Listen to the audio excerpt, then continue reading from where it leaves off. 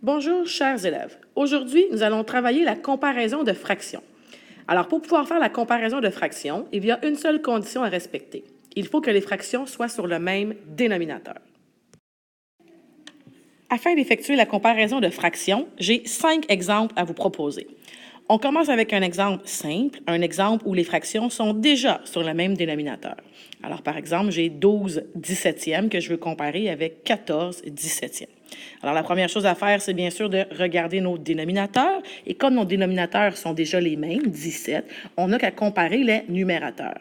14 étant plus grand que 12, on peut donc conclure que 12 17e est plus petit que 14 17e.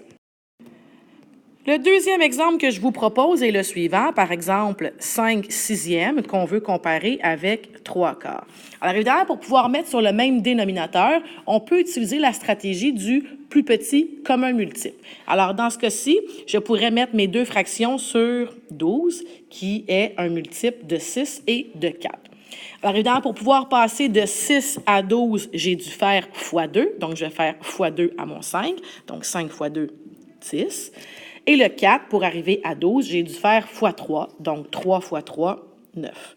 À partir de ce moment-ci, mes dénominateurs étant les mêmes, je peux comparer en regardant les numérateurs. 10 étant plus grand que 9, ça veut donc dire que 5 sixièmes est plus grand que 3 quarts.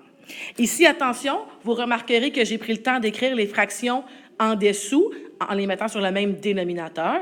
Si jamais vous décidez d'écrire la multiplication, donc le calcul que vous avez fait, je vous rappelle que vous devez l'écrire aux deux endroits. Donc, si vous écrivez x2, vous devez écrire x2 en haut et en bas.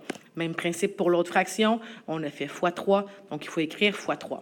Donc, si vous ne voulez pas perdre des points pour les fausses égalités, c'est un petit détail auquel vous devez porter attention.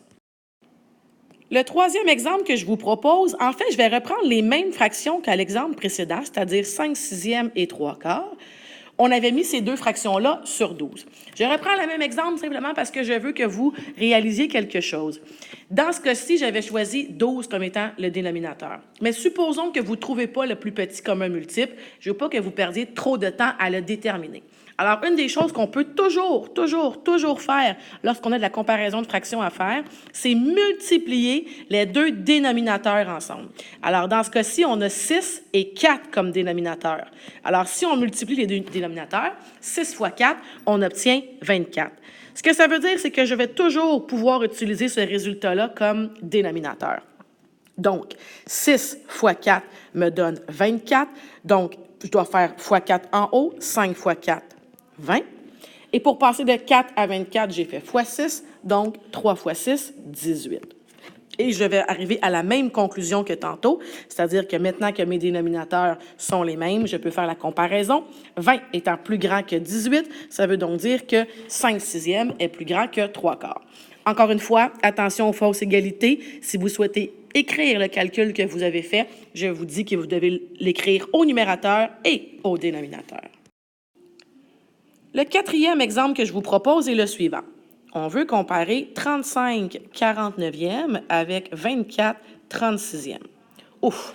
Lorsque je regarde ces deux fractions, je me dis que pour trouver un multiple commun à 49 et 36, ça risque d'être compliqué et surtout très long.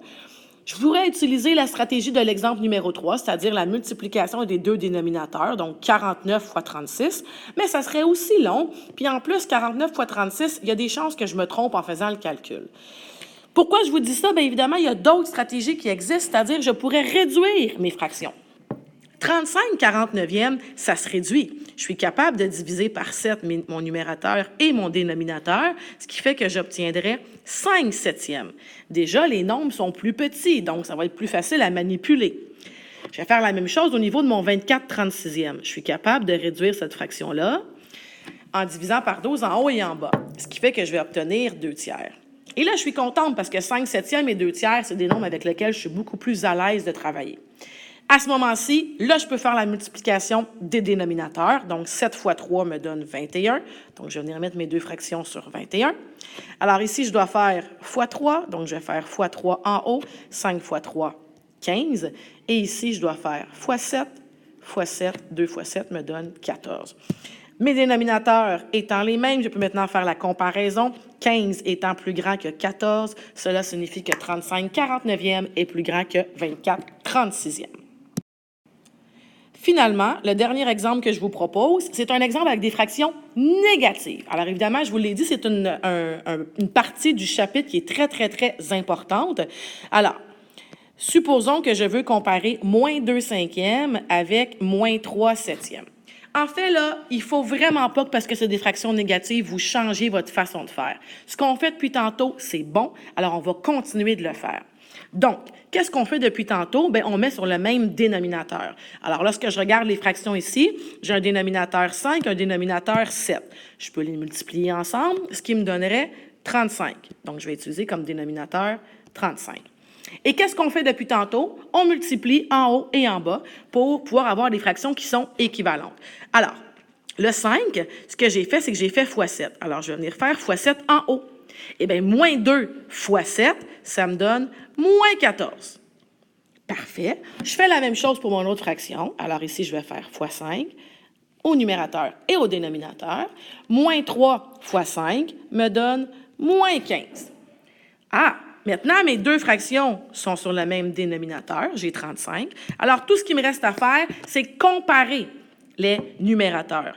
Alors là, je vous fais un petit rappel. On a parlé en classe que sur la droite numérique, le nombre qui était le plus à droite était le plus grand. Alors, si je place moins 14 sur la droite et moins 15 sur la droite, évidemment, on peut constater que moins 14 est plus à droite que moins 15, donc moins 14 est plus grand que moins 15. Ça veut donc dire que moins 2 cinquièmes va être plus grand que moins 3 septièmes. Donc, encore une fois, c'est des fractions négatives, mais vraiment, continuez de faire la même stratégie que vous faites avec les autres fractions et vous allez avoir du succès, c'est garanti. Bonne pratique!